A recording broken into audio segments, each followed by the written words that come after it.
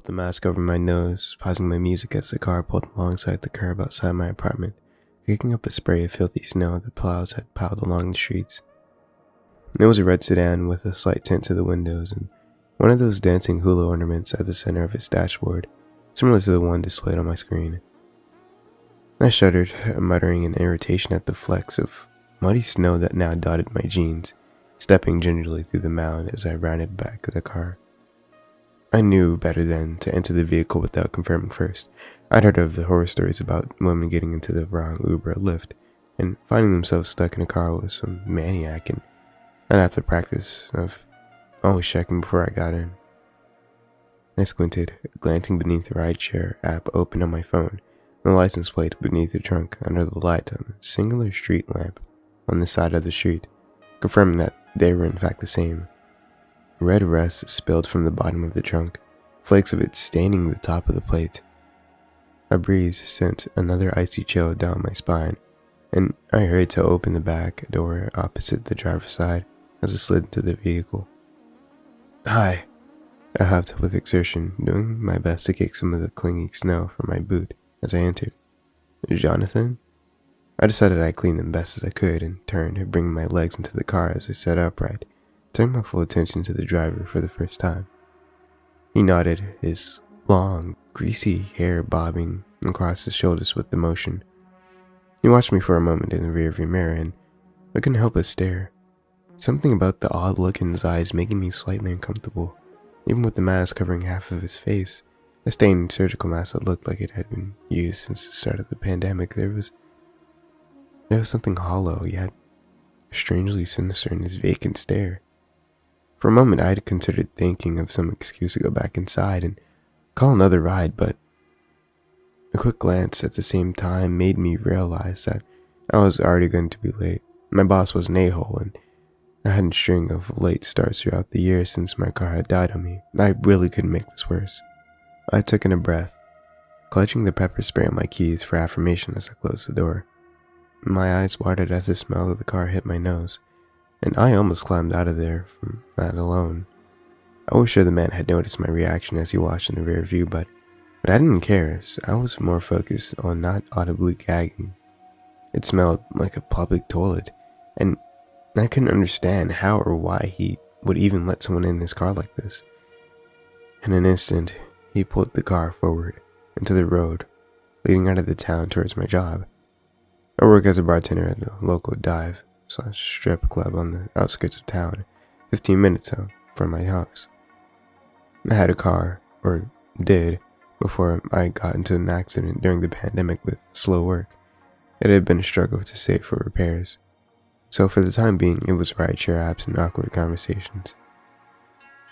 I fought the urge to get comfortable and settle in to scroll social media or listen to a podcast. My cell service was spotty in these areas as it was, and I was quickly running out of data for the month, so any streaming was out of the question. Heck, even trying to follow the progress of my ride on the app was all but impossible with my phone. The image of the car usually froze on the last road. There wasn't internet. Besides, something about the man demanded I keep my guard raised. A strange sense of disquiet seated in me at the sight of him, and I had prayed for seconds to tick by faster. I watched his phone, trying my best, though likely falling short of stealth, as I tried to make sure he didn't veer from the path. As I watched the screen, glancing down at my phone every few seconds to try and appear less nervous, every so often I get that odd pin and needle sensation at the back of my neck, the feeling that I was being watched, and from my peripheral. I was certain I could see him watching me intently through the rearview mirror, only for me to glance up and find his attention focused on the road ahead. Despite my best attempt, I couldn't get past the smell. It reeked, and I couldn't understand how Jonathan wasn't reacting. I was trying to work up the courage to ask him to roll down a window without coming off as rude, when he suddenly spoke. His voice was low and raspy as he read the name of my bar aloud. "What are you doing somewhere like that at a time like this?" he asked, the question devoid of any semblance of genuine worry. "It's late. Almost midnight." He taps the time on the dashboard. "Someone waiting for you?" The question sent a chill down my back, and I could feel my hackles raise at his probing nature. Yeah, my boyfriend, I answered far too quickly. I thanked God for the mask, certain that without it he could see the lie in my face. Even with it, I wasn't sure he couldn't, as he peered through the rearview mirror. I glanced out the window to my side, where we were on the freeway nearing my job about 10 minutes away. Empty road and trees speeding past. I could ask him to let me out, but that was its own frightening prospect, and the fact that the road was all but empty at this late hour made the idea more uncomfortable. I held back a sigh. We were getting closer to my job, and he seemed to be sticking to the GPS. I clutched the pepper spray for assurance and resolved that I could make it through the rest of the drive. It's not like I hadn't had a creepy driver or two before, but I'd always made it to my destination safely. There hadn't been anything yet to tell me Jonathan wasn't anything more than your average run-of-the-mill creep. I was sure I could handle 10 more minutes of uneasiness rather than being stranded on the side of the road at night. Still, his question, my sudden answer had put me on edge, and an idea occurred to me. I scrolled to my contacts until I found Tyrell, my coworker, and the nighttime security at the bar. He was the closest thing to a friend I had, and a tall, imposing veteran. The phone rang once, twice, several times as I pleaded mentally for an answer. Hey, this is Tyrell. My heart leaped. Hey Ty, I'm sorry, I missed your call. Leave a message and I'll try to get back to you. It plummeted in the following instant. Though his eyes stayed on the road, I could almost feel that the man's attention was fully on me. I'm on the way. I tried to continue seamlessly, stumbling along my words despite myself as I spoke.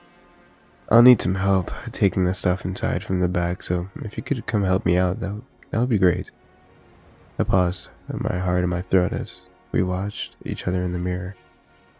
The air buzzed with palpable tension, and it suddenly felt very suffocating under the mask as I tried to breathe normally. That stench. God, where was it coming from? It clung to the air, assaulting my senses with every breath. My eyes watered. No, okay, bye. I muttered into the phone, realizing I was supposed to be on a call. I'd been so distracted, my attention had strayed from both the road and Jonathan's phone. I hardly realized that we'd veer off my recognized path at some point, apparently turning down one of the many off-roads along the way. I could see the icon on the screen freeze as the app recalculated the route, finding a new path to my job, which he ignored, continuing forward. I think you should have stayed on the interstate. It's the quickest way, my boyfriend's already expecting me, so. And Jonathan chuckled to himself. It's a shortcut, he murmured. Then, with a click, he turned off the screen on his phone, grabbing it off its mount at the center of the dashboard, sliding it into his coat pocket, beneath something else. My heart plummeted as though I were in free fall. He laughed to himself, as though some inside joke, and with the fiend, odd sort of leisure began drumming along the steering wheel, with his fingers humming off-key loudly. My head spun, a sense of surrealism buzzing in the air as my stomach dropped, watching the screen of his phone go black. I could check the progress from the app. I knew that much, but something told me it wasn't necessary. Everything about the way he had said it, and the fact that he turned off his phone, told me that he wasn't heading for the bar. I glanced down at the phone, trying desperately to appear unfazed, though I was sure my heartbeat must have been audible over the silence in the car, and the faint crunch of gravel roads under the tires. As I watched our car veer further from any recognized path to my job, a light bulb went off as I noticed something from the corner of my eye. The image of the driver, Jonathan. I took a sharp breath. I hadn't paid close attention enough. I checked the license plate, as I always check the license plate, but that wasn't enough. In my haze, I had neglected to actually check that the driver on the app was the one sitting in the front seat. Staring down at the screen, my hands began to shake. No matter how hard I tried to stop it, as cold dread began to wash through me. My eyes moved slowly from my phone to the man in the front seat, and to my horror, I could see that he was still glancing up in the mirror back at me. It wasn't the right driver. The man on my screen, Jonathan, was a kindly-looking older gentleman, old enough to be my grandfather, with tan skin and short gray hair cut neat. A far cry from the shifty, strange character I was now alone with in the car. My mind raced as my heartbeat painfully thudded against the side of my chest. I wanted to call the police, but the idea scared me for the same reason asking him to stop had earlier. Escalation. Now I got the distinct feeling that the man was unwell and likely dangerous. He could respond to my attempts to call with more immediate violence. Freak, I wanted to throw up. I listened to a true crime podcast or two in my day, and it was beginning to feel like more and more like I was being featured in one. I could almost hear them narrating my demise, describing with a very practiced spooky voice how I'd be distracted and wandered into a nightmarish last ride. My thoughts were plagued by all the things I hadn't done, whether it was because I put them off till some nebulous future date or just because of life. There wasn't much I wanted to do. I was so caught up in horrible fantasy, I was slow to realize that the car was slowing down, pulling to the side of that non-marked road. The thudding in my chest intensified violently as I saw his eyes in the mirror, and found a look of predatory glee glistening in them. Where are we? I bit my tongue ferociously at how Phoebe I sounded in the moment.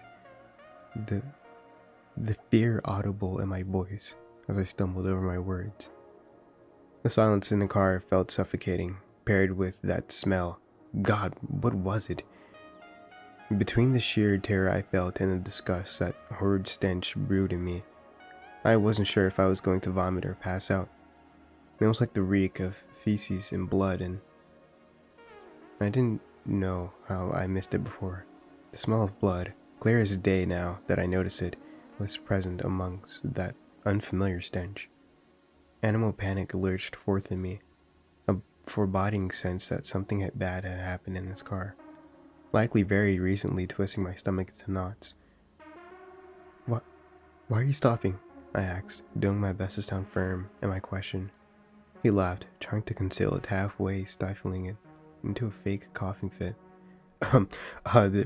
There's something I have to show you. Look.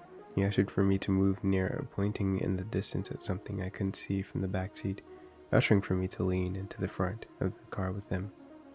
It's right there. I'm just showing people. Just look. Come over here so you can see.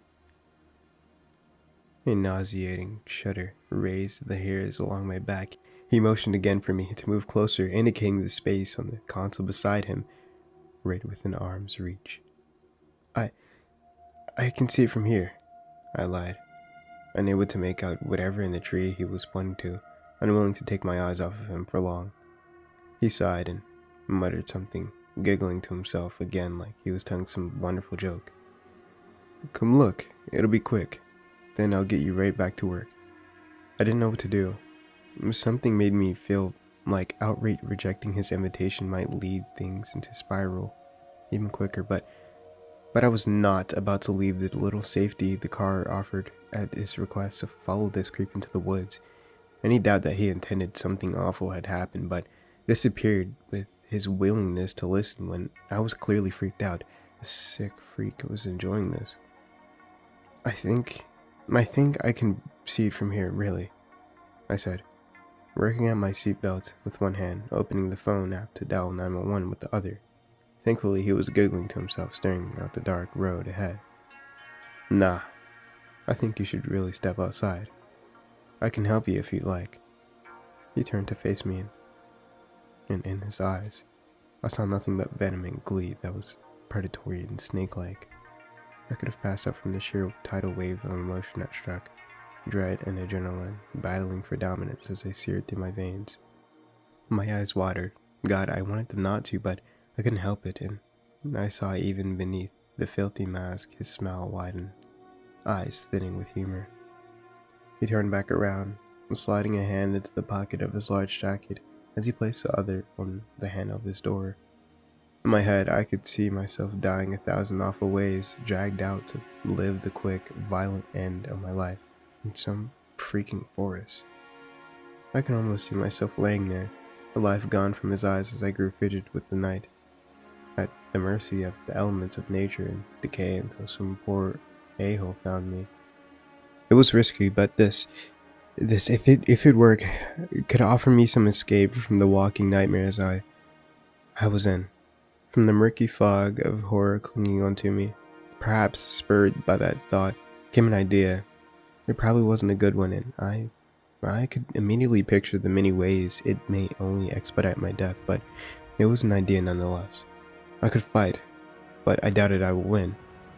I could use my pepper spray, but then what? Unless I could overpower him enough to get him out of the car. I'd be running down some empty road waiting for the police, and I was pretty sure he'd recover and get to me long before they could. It was risky, but this, if it worked, it could offer me an escape from the walking nightmare I was in. Yeah, okay, sounds cool. I tried to sound convincingly interested, failing even to myself as I grabbed the handle of the door. I swallowed, feeling almost nauseous from anxiety as he watched me through the mirror, eyes narrowed. Still, it appeared my answer was enough for him. I guess whether it was genuine or not, we both knew I had no other choice. Muttering a silent prayer for the first time in years, I pulled open the door, stepping out of the car. I engaged the door lock, then closed it behind me, the sound ringing with a potential finality. The night air had a bite to it, frigid with a stubborn breeze that sent pins and needles through me. I had to be quick. I stepped away from the door, moving forward near the passenger side and glancing out of the direction he pointed, confirming my suspicion. There was nothing out there, nothing but trees and more trees.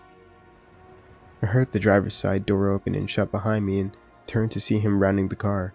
He was taller than I expected from his sitting position, his legs casting long shadows as he passed the car's headlights. My heart pounded, and for a moment my body seemed to lag before some animal part of me screamed to move, adrenaline spurring me forth. I gripped the handle of the door, pulling it open as quickly as I could move, and throwing myself inside. I shot a quick glance out of the windshield and saw him freeze, and then stop, slamming both hands on the hood of his car with a thud and a look of fury in his eyes that made worse by the shadow the headlights cast. As he did, something in his hand caught the light, casting a glint. He had a knife, a long blade fit for some sort of butcher, already used by the looks of it. "Get the freak out of the car! I'm gonna freaking gut you if you don't open this door," he cried out, a sound much like a furious animal, and hurried to the passenger side door. I locked the door as quickly as I could move, recoiling quickly away from the window as he slammed his fist against the glass, which cracked slightly where the hilt of the blade made contact. I screamed, a sound almost unfamiliar from my own mouth as he slammed his fist into the window, again in a rage. He stared at me, eyes almost bulging out of his head with anger, veins visible on his pale neck, then glanced at the door I'd just come out of, quickly tearing at the handle. I had locked it. The feeling of relief at my foresight was like a salve on an open wound, only to be replaced, as I watched him begin to round the back of the car. I hadn't locked the other door. "Freak, no," I cried, my voice raw with pure panic and defiance. I crawled over to the center console, slamming my leg painfully against it, and in the process as I dove desperately for the power door lock on the driver's side. Our hands made contact at the same time, his on the handle, mine on the button. A split-second difference in time it takes to pull a handle versus push a button, the difference between life and death. The doors locked with a satisfying click, and I turned to see the man who wasn't Jonathan's eyes widen with a look of fury, shock, and worry. He reared back and kicked the driver's side window with enough force that his leg made it through, the bottom of his boot barely an inch from my face, but didn't manage to fully shatter it. He strained for a moment to pull his leg free, muttering a string of expletives and threats at me as he pulled against the glass which tore at his legs of stained jeans and drew nauseating amounts of blood in the process. Shock held me in place for a moment as I tried to blink myself back into action. My ass fell on the keys, still in the ignition, When I glanced back at the man trying to pry his leg from the window, he watched me with hate in his eyes, gripping the stained blade in his hand with white knuckles. "I'm gonna freaking kill you, Tracy." It shook me somehow, more than anything to hear him say my name, and I wondered for a few horrifying moments how he had before realized he had access to the app. He'd been on Jonathan's phone and would have seen the passenger's name.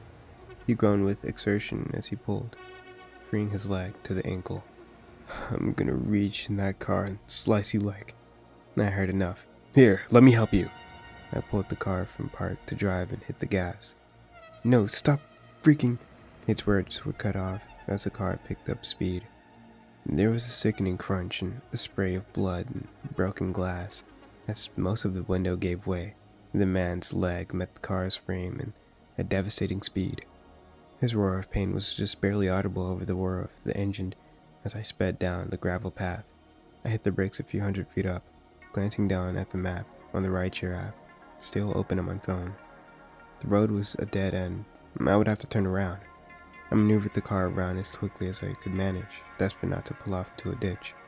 The headlights illuminated the road, and I peered out expecting to see the man in pursuit, dragging himself forward if need be, blade in hand. But the road was empty. There was nothing to even indicate he'd ever been out there at all but a pile of glass on the road and some blood. "Freak this," I breathed, still practically hyperventilating with panic, and I hit the gas. The road was dark, illuminated only by the light from the car, but I didn't slow down until I was on the main road, frightened as though somehow I was sure the man would follow me on foot no matter how unlikely it was. The road from the engine faded into the general chaos of my thoughts, the sounds around me seeming to echo as I stared out at the road ahead, laughing and crying to myself. I'm sure I would have looked like a maniac to anyone who saw me, but the road was mostly empty. I began to shake as the adrenaline started to fade, my stomach rumbling ominously with the sudden nausea I felt as reality set in. I almost died tonight. I eased my foot on the gas, realizing I was nearing 100 and fumbled for my phone, dialing 911. I was talking to the dispatcher and filling her in on my experience as best as I could in my state. I got a call back from Tyrell, followed by a long string of texts asking if I was okay. Apparently I had sounded as scared in the voicemails as I felt, and it sent a strange chill down my spine knowing that man heard me like that.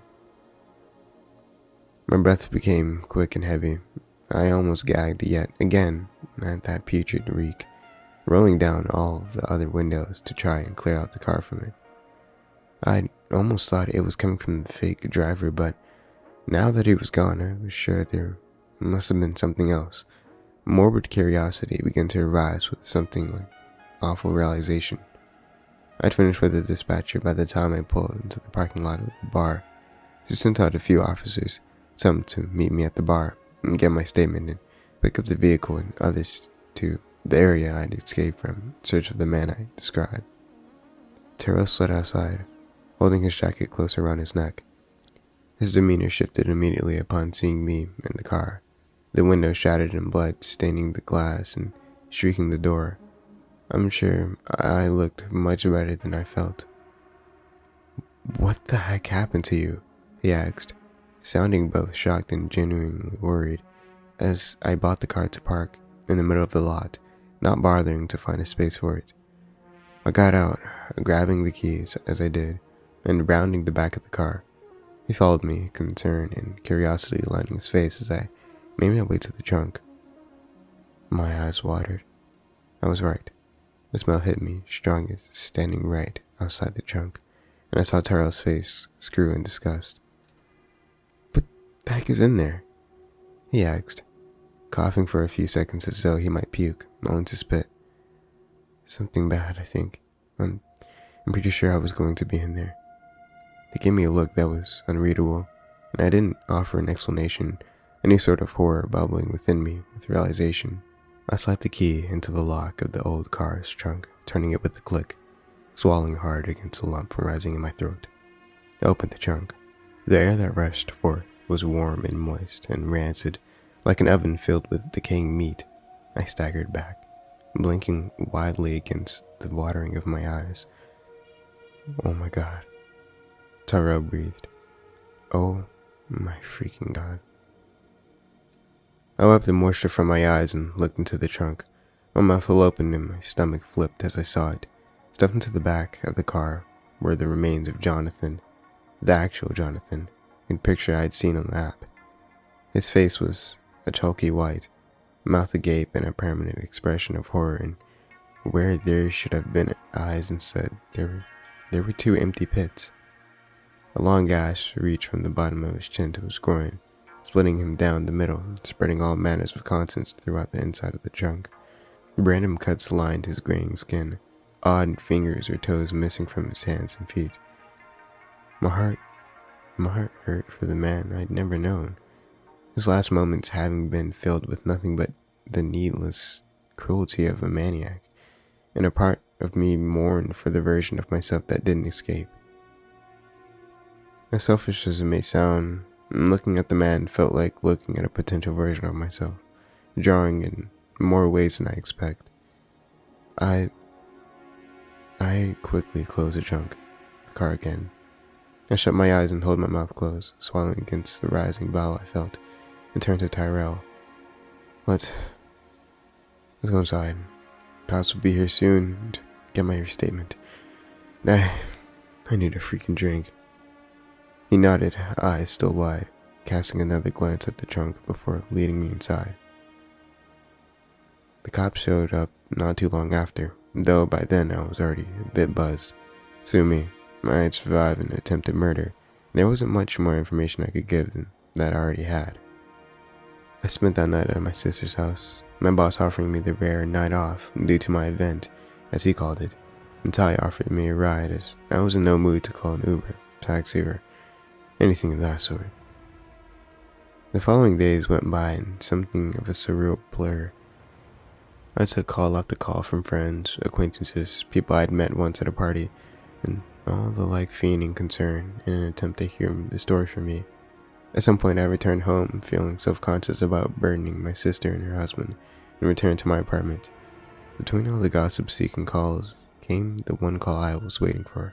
It was from a Detective Howard at the local police department, the man in charge of my case.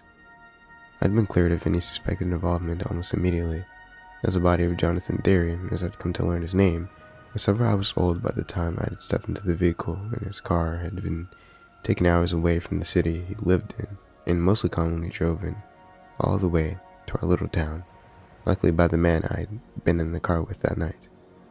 They didn't have any clues as to the man's identity, as by the time officers had arrived, there was no trace of him besides his blood in the pool of glass. My description of the guy was greasy, long hair would be so helpful, given a person on the run is likely to change their appearance, a haircut usually being the first solution. He told me that they were keeping an ear out, as any local hospitals for a man of his description with an injury to the leg like the one I'd likely caused them, and told me I'd be kept updated on the progress. You survived something most people probably wouldn't, he said as the call drew to a close. Count yourself lucky. I guess. Thanks. No problem, get some rest. If you got any questions. It occurred to me instantly like a random light flickering to light amongst the darkness. I wasn't even sure why. Did you find the phone? The Jarvis? Jonathan's? It was like pulling at a string and unraveling more and more frightening realizations. The phone had my address, my name, my phone number on it. I'd never finished a ride, so there was no way to be sure how long he'd seen my address. Even if he hadn't, he'd seen where I lived. No phone. They're looking into it though. What if he comes back? He knows where I live, where I work. What if he comes back? The words left my mouth almost mechanically, my breath catching in my throat as a familiar anxiety returned. Then you call us. That's not likely to happen. We got no reason to believe he stayed in the area. You're safe. It didn't sound convincing. Again, if anything happens, call us. Okay, thanks. I couldn't think of anything else to say as the call clicked to an end. The last few days have been passable. Ty's offered to drive me to and from work, which is fine for the time being, but I live out of his way and I don't want to impede for much longer. There's been no sign of that man, outside of the recurring nightmares riddling my restless sleep each night, but every time I see an unfamiliar car slow down outside of my building, my heart stops, which is all too often in an apartment complex. That's why I'm writing this. It's both a warning and an attempt to get this crap out of my head. So, maybe leaving it here with hope. That man, wherever he is still out there. I'm sure there's others like him. If you use ride-sharing apps, Uber, Lyft, hell, even taxis, and the driver ever makes you feel uneasy in the slightest, trust your gut.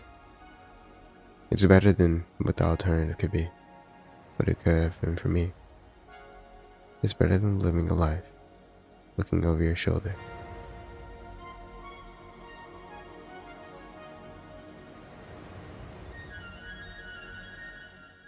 Hey guys, thanks for listening to the story.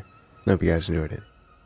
Now, huge and wonderful thanks to the Redditor /YungSeti, hope I pronounced that right, for this amazingly well written story. I loved it. Keep writing more. Now, once more, I hope you guys enjoyed the story, and I will see you guys in the next story. So, don't forget to sit back, relax, and indulge. Oh, one more thing, guys. One more thing.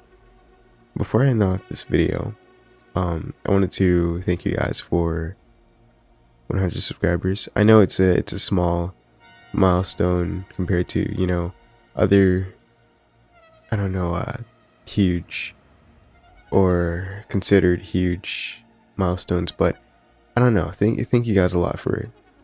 It makes me like doing this a lot more. But yeah, that's all I wanted to say. So anyways, hope you guys enjoyed it, and I'll see you guys in the next story. So don't forget to sit back, relax, and indulge in fear.